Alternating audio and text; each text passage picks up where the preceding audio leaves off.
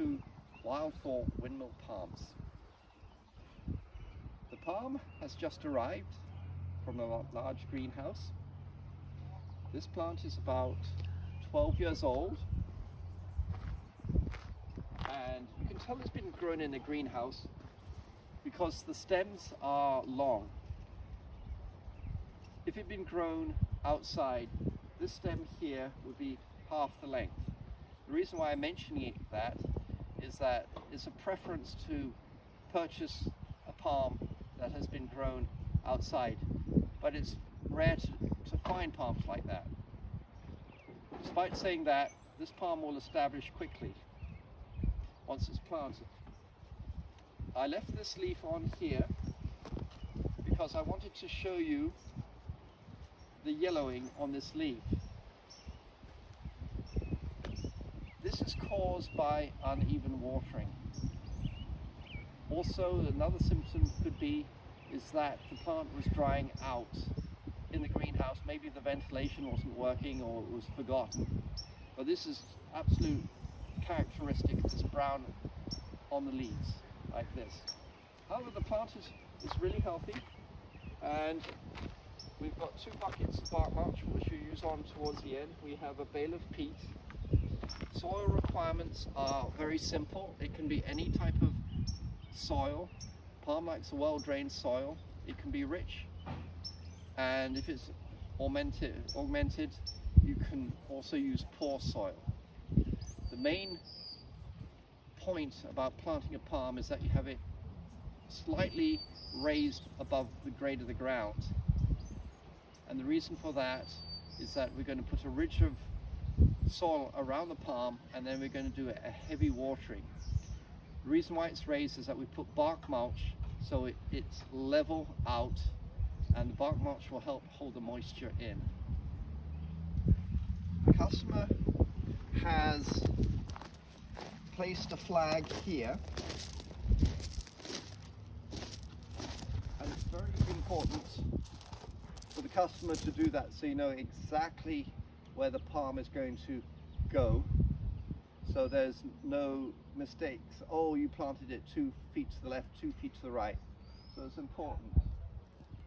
This palm will form a nice bit of height for the entranceway and give a little bit of privacy as it grows. We will now go on to the next stage of digging the hole and planting the palm. Trachycarpus fortunii. I'm just about to start digging around the flag here. If you're wondering what width I'm going to do, it's probably about 1.5 meters all the way around in a circle. You can see the size of this. This is about 0.8 of a meter in width. So by doing it about 1.5 meters, that gives plenty of space to put the palm in, get rid of any rocks that might show up or will show up, and it'll ease the process of planting the palm. As you can see, the circumference 1.5 meters or so has been done. There's just a few tufts of grass to get rid of, and then I can start digging. If you're wondering what height this palm is, because it's a bit difficult to judge on video camera, this palm from ground level to the tip of the leaves is about 1.4 meters tall. This is a 20-gallon pot, and if you wanted to grow them in containers, you can grow in a container similar to this for 4 or 5 years, as long as you keep it watered and fed. Trachycarpus fortunii palms, windmill palms, grow extremely well in containers. The hole is dug. It's taken a little bit of effort. I think my shirt changed color a little bit from yellow to sort of browny yellow. I just have to get rid of these few rocks here, and I know it's the right depth because if I go like that, it's top here, and if I take this over to here, it's the right height. So that's an important test. So the hole is dug, the edging is in, the rocks have been taken out. This is what I got out of it. As far as holes are concerned, this has been one of the easiest holes. There's only a few rocks. Now what I'm going to do is put some peat perlite mix into the hole, like this. The perlite actually it does a double effect. It holds the moisture and yet helps the drainage. So you don't need too much of this. And once that's in, I'll put a little bit of evergreen fertilizer, 939 in this particular case, high in nitrogen, so it's a little sprinkling like that. And then I will go over and water the hole quite well.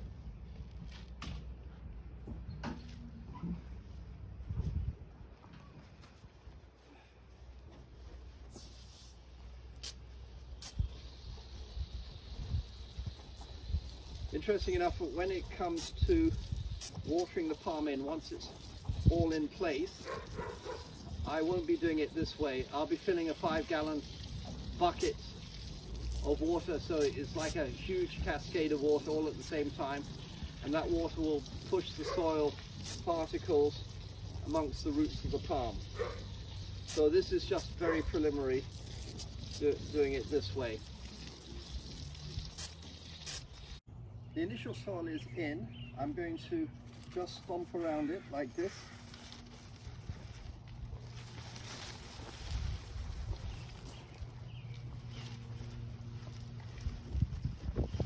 As you can see, I'm about 15 centimeters from the top. I'm going to apply some more evergreen fertilizer, just liberally like this.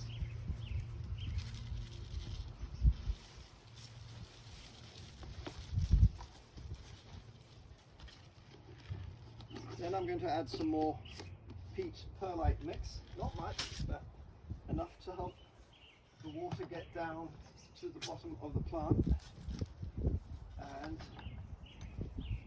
I'll put the hose to this.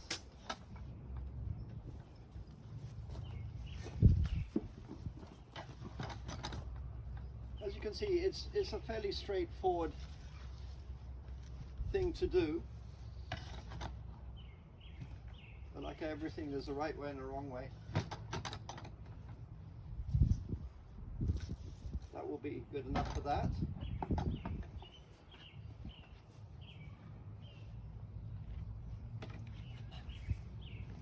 And with this hose, which is not much pressure, but I'll make sure it's all nice and wet before I put more soil around it.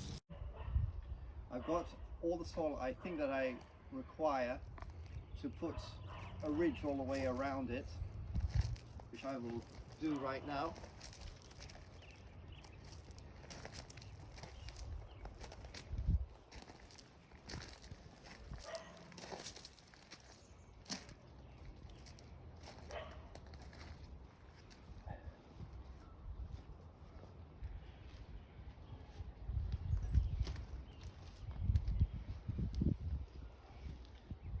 Aesthetically, it's important to keep the height of your walls about the same height all the way around. And as you can see, I'm just following the size of the perimeter that I took the turf from. It's already nice and wet from the first bucket load of water.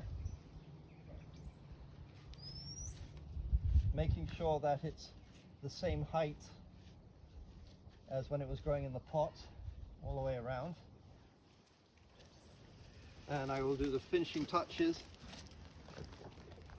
when I add the water. So this is the way I like to use. I don't like to use a hose when I'm watering in a plant of this size. I want the water to go down deep so it mixes the soil and the roots together. So I literally just dunk it on like this. And if you've done it right, the water should stay in the hole, but not to rest on your laurels. I'm going to add a little bit more until it just starts to overflow.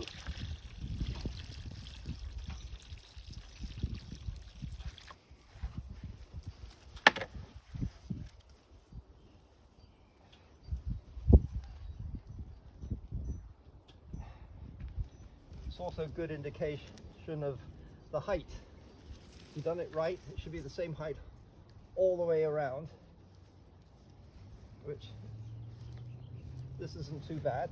Just a little bit over here. Not quite sure if you can see that at home. Get rid of any turf.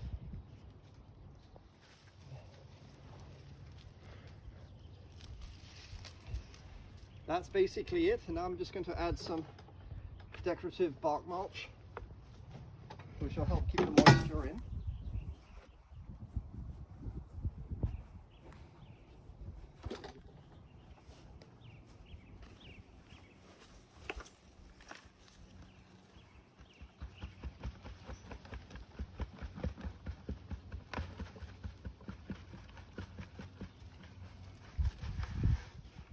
First bucket.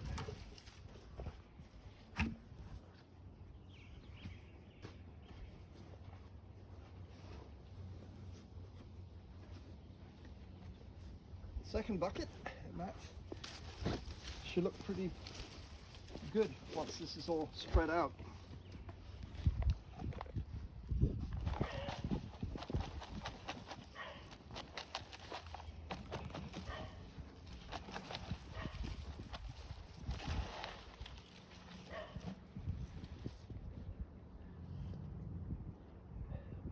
Again, just to emphasize, it's not going above the height where it was in the pot.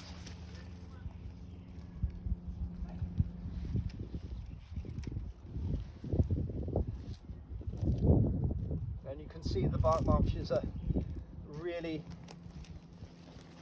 aesthetic finishing touch to this.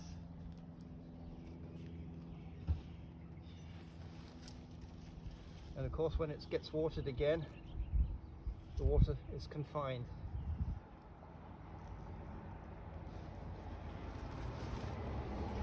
And that's, folks, how you plant a windmill palm.